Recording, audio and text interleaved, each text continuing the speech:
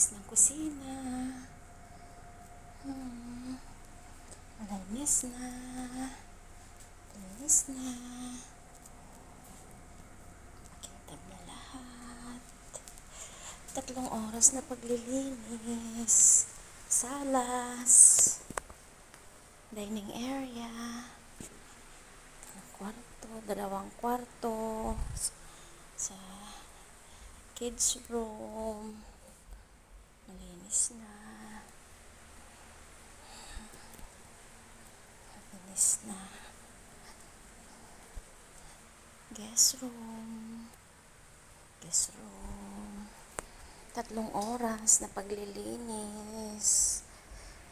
Kintab na lahat. Ito na ang ating kita.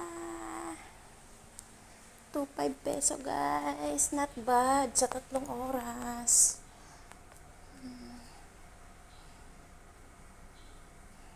Umpisa tayo ng alas 10.